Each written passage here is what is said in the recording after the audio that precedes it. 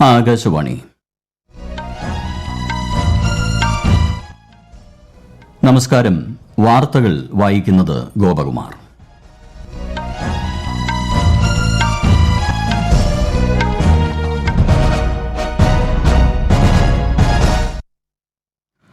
പ്രധാന വാർത്തകൾ.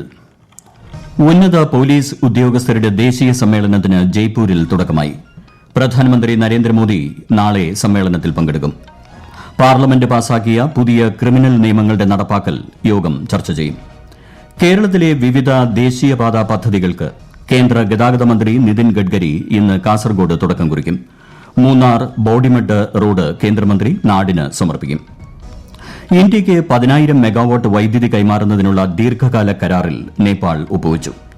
രാഷ്ട്രനിർമ്മാണത്തിനായി യുവാക്കളുടെ ഊർജ്ജം വിനിയോഗിക്കണമെന്ന് കേന്ദ്ര വാർത്താവിതരണ പ്രക്ഷേപണ മന്ത്രി അനുരാഗ് സിംഗ് ഠാക്കൂർ. ഇന്ത്യ ഓസ്ട്രേലിയ വനിതാ ക്രിക്കറ്റ് 2020 പരമ്പരയിലെ ആദ്യ മത്സരം ഇന്ന്. വാർത്തകൾ വിശദമായി. ജയ്പൂരിൽ നടക്കുന്ന ഉന്നത പോലീസ് ഉദ്യോഗസ്ഥരുടെ ദേശീയ സമ്മേളനത്തിൽ പ്രധാനമന്ത്രി നരേന്ദ്രമോദി പങ്കെടുക്കും. ഡിജിപി, ഐജി തല ഉദ്യോഗസ്ഥരുടെ 3 ദിവസത്തെ സമ്മേളനം സൈബർ കുറ്റകൃത്യങ്ങൾ, ഭീകരവിരുദ്ധ നടപടികൾ, ജയിൽ പരിഷ്കരണം തുടങ്ങി സുപ്രധാന വിഷയങ്ങളാണ് ചർച്ച ചെയ്യുന്നത്. പാർലമെന്റ് പുതുതായി പാസാക്കിയ ക്രിമിനൽ നിയമങ്ങളുടെ നടപ്പാക്കൽ സംബന്ധിച്ച കാര്യങ്ങളും യോഗം ചർച്ച ചെയ്യും. നിർമ്മിത ബുദ്ധി, ഡീപ് ഫേക്ക് സാങ്കേതിക വിദ്യകൾ ഉയർത്തുന്ന വെല്ലുവിളികൾ എന്നിവയും സമ്മേളനത്തിൽ ചർച്ചയാവും. ജയ്പൂരിൽ ഇന്ന് ആരംഭിച്ച സമ്മേളനത്തിൽ നാളെയും മറ്റന്നാളുമാണ് പ്രധാനമന്ത്രി പങ്കെടുക്കുക. കേന്ദ്ര ആഭ്യന്തരമന്ത്രി അമിത്ഷാ, ആഭ്യന്തര സഹമന്ത്രിമാർ, ദേശീയ സുരക്ഷാ ഉപദേഷ്ടാവ് എന്നിവരും യോഗത്തിൽ പങ്കെടുക്കുന്നുണ്ട്. ലക്ഷദ്വീപ് സന്ദർശനത്തിലെ യാത്രാ അനുഭവങ്ങൾ സമൂഹമാധ്യമത്തിലൂടെ പങ്കുവച്ച് പ്രധാനമന്ത്രി നരേന്ദ്രമോദി. ലക്ഷദ്വീപ് ജനതയുടെ ആതിഥ്യ രീതികളിൽ നന്ദി രേഖപ്പെടുത്തിയ പ്രധാനമന്ത്രി അഗത്തി, ബംഗാരം, കവരത്തി തുടങ്ങിയ വിവിധ ദ്വീപുകളിലെ ജനങ്ങളുമായി സംവദിക്കാൻ യാത്രയിൽ തനിക്ക് അവസരം ലഭിച്ചതായും പറഞ്ഞു. വികസന പ്രവർത്തനങ്ങളിലൂടെയുള്ള ലക്ഷദ്വീപ് ജനതയുടെ ഉന്നമനമാണ് സർക്കാരിന്റെ ലക്ഷ്യമെന്നും പ്രധാനമന്ത്രി വ്യക്തമാക്കി.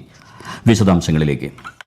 അടിസ്ഥാന സൗകര്യ വികസനത്തിനൊപ്പം ലക്ഷദ്വീപിലെ ആരോഗ്യ സേവനങ്ങൾ, ഇന്റർനെറ്റ് വേഗത, കുടിവെള്ളം എന്നിവ മെച്ചപ്പെടുത്തുമെന്ന് പ്രധാനമന്ത്രി നരേന്ദ്രമോദി പറഞ്ഞു. ദ്വീപിന്റെ തനത് സംസ്കാരം സംരക്ഷിച്ചുകൊണ്ടായിരിക്കും വികസന പ്രവർത്തനങ്ങൾ നടപ്പാക്കുന്നത്. വിവിധ കേന്ദ്ര പദ്ധതികളുടെ ഗുണഭോക്താക്കളുമായി സന്ദർശനത്തിന്റെ ഭാഗമായി സംവദിക്കാൻ കഴിഞ്ഞതായും ഇത് പ്രചോദനകരമായ അനുഭവമായിരുന്നുവെന്നും ശ്രീ മോദി അഭിപ്രായപ്പെട്ടു. മനോഹാരിതയ്ക്കൊപ്പം ലക്ഷദ്വീപിന്റെ പ്രശാന്തതയും മാസ്മരികമാണെന്ന് അദ്ദേഹം പറഞ്ഞു. ലക്ഷദ്വീപിലെ താമസത്തിനിടെ താൻ സ്റ്റോർക്കലിംഗിൽ ഏർപ്പെട്ടതായും ഇത് അത്യാനന്ദകരമായ അനുഭവമായിരുന്നുവെന്നും പ്രധാനമന്ത്രി അഭിപ്രായപ്പെട്ടു.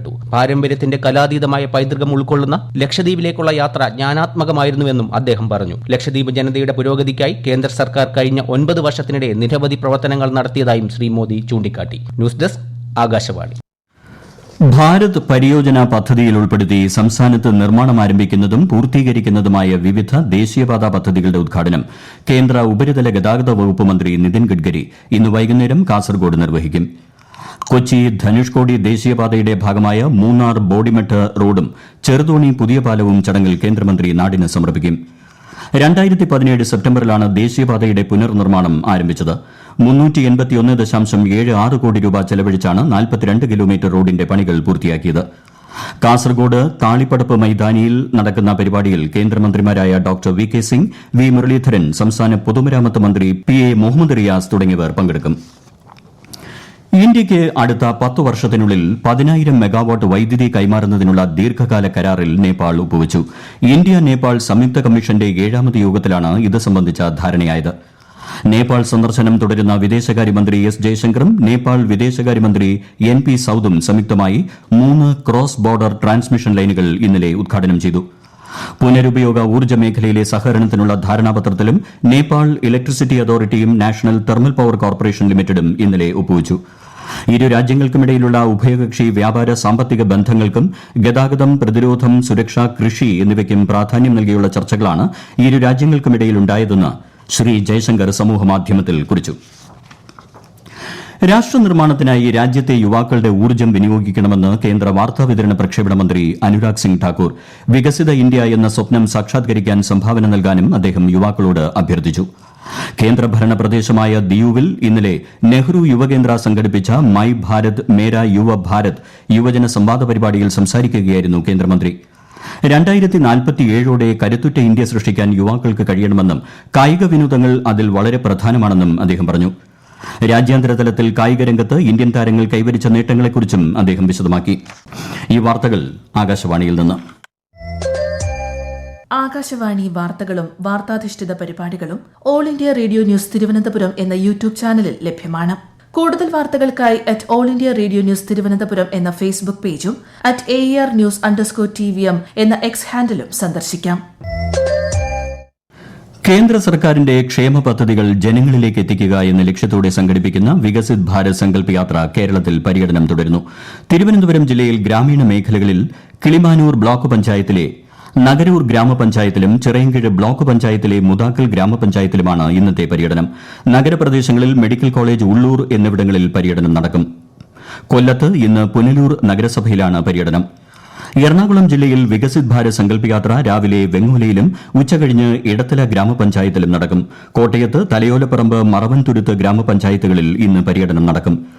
കേന്ദ്ര വികസന ക്ഷേമ പദ്ധതികളുടെ സന്ദേശവുമായി വികസിത് ഭാരത് സങ്കൽപ് യാത്ര മാഹിയിലെത്തി. പോണ്ടിച്ചേരി സ്പീക്കർ ആർ സെൽവം യാത്ര ഉദ്ഘാടനം ചെയ്തു. രാജ്യമെമ്പാടും നടക്കുന്ന വികസിത് ഭാരത് യാത്രയെ 4 തവണയായി അഭിസംബോധന ചെയ്ത് പ്രധാനമന്ത്രി നരേന്ദ്രമോദി ഇതുവരെ 5 ലക്ഷത്തിലധികം ഗുണഭോക്താക്കൾക്ക് ആനുകൂല്യം പ്രഖ്യാപിച്ചതായി അദ്ദേഹം പറഞ്ഞു. പ്രധാനമന്ത്രി നരേന്ദ്രമോദി വികസിത് ഭാരത് സങ്കൽപ് യാത്രയുടെ ഗുണഭോക്താക്കളുമായി തിങ്കളാഴ്ച സംവദിക്കും. ഉച്ചയ്ക്ക് 12 മണിക്ക് വീഡിയോ കോൺഫറൻസിംഗ് വഴിയാണ് സംവദിക്കുന്നത്. കൊല്ലത്ത് നടക്കുന്ന 62ാമത് സംസ്ഥാന സ്കൂൾ കലോത്സവത്തിന്റെ 2ാം ദിനം മത്സരങ്ങൾ പുരോഗമിക്കുന്നു. 24 വേദികളിലാണ് മത്സരങ്ങൾ നടക്കുന്നത്. ആശ്രാമം മൈതാനത്തെ പ്രധാന വേദിയിൽ ഹയർ സെക്കൻഡറി വിഭാഗം മോഹിനിയാട്ടവും ഉച്ചയ്ക്ക് ശേഷം ഹൈസ്കൂൾ വിഭാഗം ഒപ്പനയും അരങ്ങേറും. ഭരതനാട്യം, നാടകം, നാടൻപാട്ട്, തിരുവാതിരക്കളി, കേരള നടനം, ചെണ്ടമേളം, ബാൻഡ് മേളം, പെൻസിൽ, ചിത്രരചന, ഗിറ്റാർ, കവിതാരചന എന്നീ മത്സരങ്ങളും വിവിധ വേദികളിൽ നടക്കും.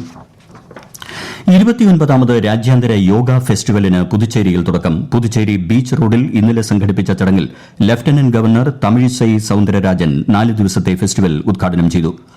യോഗ എല്ലാ ദിവസവും പരിശീലിക്കുന്നത് ശാരീരികവും മാനസികവുമായ ആരോഗ്യത്തിന് സഹായിക്കുമെന്ന് ലഫ്റ്റനന്റ് ഗവർണർ അഭിപ്രായപ്പെട്ടു. ഉത്തരേന്ത്യൻ സംസ്ഥാനങ്ങളിൽ അതിശൈത്യം തുടരുന്നു. പഞ്ചാബ്, ഹരിയാന, ഉത്തർപ്രദേശ്, രാജസ്ഥാൻ എന്നിവിടങ്ങളിൽ അടുത്ത 2 ദിവസം കടുത്ത പകൽ തണുപ്പ് തുടരാൻ സാധ്യതയുണ്ടെന്ന് ഇന്ത്യൻ കാലാവസ്ഥാ വകുപ്പ് അറിയിച്ചു. അടുത്ത 3 ദിവസങ്ങളിൽ രാജ്യത്തിന്റെ വടക്കു പടിഞ്ഞാറൻ കിഴക്കൻ മേഖലകളിൽ മൂടൽമഞ്ഞിനും സാധ്യതയുണ്ട്.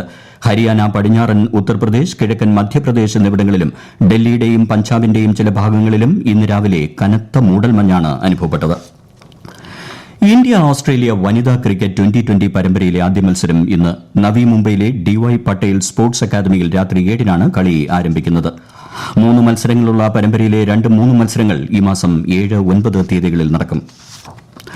ലോക ടെസ്റ്റ് ചാമ്പ്യൻഷിപ്പ് 2023-25 റാങ്കിങ്ങിൽ 1ാമതെത്തി ഇന്ത്യ. ഇന്നലെ ദക്ഷിണാഫ്രിക്കയ്ക്കെതിരെ നേടിയ വിജയത്തോടെയാണ് ഇന്ത്യയുടെ ഈ നേട്ടം. കേപ്പ് ടൌണിൽ ദക്ഷിണാഫ്രിക്കയെ 7 വിക്കറ്റിന് പരാജയപ്പെടുത്തിയ ഇന്ത്യ നിർണായകമായ 12 പോയിന്റുകൾ നേടിയിരുന്നു. ഇതാണ് ടീമിനെ പട്ടികയിൽ മുന്നേറാൻ സഹായിച്ചത്. റാങ്കിങ്ങിൽ ദക്ഷിണാഫ്രിക്ക 2ാം സ്ഥാനത്തും ന്യൂസിലൻഡ് 3ാം സ്ഥാനത്തുമാണ്. കേരളവും ഉത്തർപ്രദേശും തമ്മിലുള്ള രഞ്ജി ട്രോഫി ക്രിക്കറ്റ് ടൂർണമെന്റ് ആലപ്പുഴയിൽ ആരംഭിച്ചു. ഉത്തർപ്രദേശാണ് ബാറ്റ് ചെയ്യുന്നത്. ഒടുവിൽ റിപ്പോർട്ട് ലഭിക്കുമ്പോൾ 12 ഓവറിൽ 1 വിക്കറ്റ് നഷ്ടത്തിൽ 44 റൺസ് എന്ന നിലയിലാണ് ഉത്തർപ്രദേശ്. ദക്ഷിണ കൊറിയൻ ദ്വീപുകൾക്ക് സമീപം മിസൈൽ ആക്രമണം നടത്തി ഉത്തരകൊറിയ. മഞ്ഞക്കടലിൽ സ്ഥിതി ചെയ്യുന്ന ബെയ്യോങ്, യോൺപിയോങ് ദ്വീപുകളുടെ സമീപ പ്രദേശങ്ങളിലാണ് ഉത്തരകൊറിയ ഷെല്ലാക്രമണം നടത്തിയത്. ദക്ഷിണ കൊറിയയ്ക്കും ദക്ഷിണ കൊറിയയെ പിന്തുണയ്ക്കുന്ന അമേരിക്കയ്ക്കുമെതിരെ യുദ്ധത്തിന് തയ്യാറാണെന്ന ഉത്തരകൊറിയൻ ഭരണാധികാരി കിം ജോങ് ഉന്നിന്റെ ആവർത്തിച്ചുള്ള വെല്ലുവിളികൾക്ക് പിന്നാലെയാണ് ആക്രമണം. പ്രദേശവാസികളോട് ഒഴിഞ്ഞുപോകാൻ നിർദ്ദേശം നൽകിയതായും ദ്വീപ് അധികൃതർ അറിയിച്ചു. ഉത്തര കൊറിയയ്ക്കും ദക്ഷിണ കൊറിയയ്ക്കുമിടയിലെ ബന്ധം സമീപകാലത്തെ ഏറ്റവും മോശമായ അവസ്ഥയിലാണ് ഇപ്പോഴുള്ളത്. പ്രധാന വാർത്തകൾ വീണ്ടും. ഉന്നത പോലീസ് ഉദ്യോഗസ്ഥരുടെ ദേശീയ സമ്മേളനത്തിന് ജയ്പൂരിൽ തുടക്കമായി. പ്രധാനമന്ത്രി നരേന്ദ്രമോദി നാളെ സമ്മേളനത്തിൽ പങ്കെടുക്കും. പാർലമെന്റ് പാസാക്കിയ പുതിയ ക്രിമിനൽ നിയമങ്ങളുടെ നടപ്പാക്കൽ യോഗം ചർച്ച ചെയ്യും. കേരളത്തിലെ വിവിധ ദേശീയപാതാ പദ്ധതികൾക്ക് കേന്ദ്ര ഗതാഗത മന്ത്രി നിതിൻ ഗഡ്കരി ഇന്ന് കാസർഗോഡ് തുടക്കം കുറിക്കും. മൂന്നാർ ബോഡിമെട്ട് റോഡ് കേന്ദ്രമന്ത്രി നാടിന് സമർപ്പിക്കും. ഇന്ത്യയ്ക്ക് 10,000 മെഗാവാട്ട് വൈദ്യുതി കൈമാറുന്നതിനുള്ള ദീർഘകാല കരാറിൽ നേപ്പാൾ ഒപ്പുവച്ചു. രാഷ്ട്രനിർമ്മാണത്തിനായി യുവാക്കളുടെ ഊർജ്ജം വിനിയോഗിക്കണമെന്ന് കേന്ദ്ര വാർത്താവിതരണ പ്രക്ഷേപണ മന്ത്രി അനുരാഗ് സിംഗ് ഠാക്കൂർ. ഇന്ത്യ ഓസ്ട്രേലിയ വനിതാ ക്രിക്കറ്റ് 2020 പരമ്പരയിലെ ആദ്യ മത്സരം ഇന്ന്. വാർത്തകൾ കഴിഞ്ഞു. അടുത്ത വാർത്താ പ്രക്ഷേപണം വൈകിട്ട് 6:30.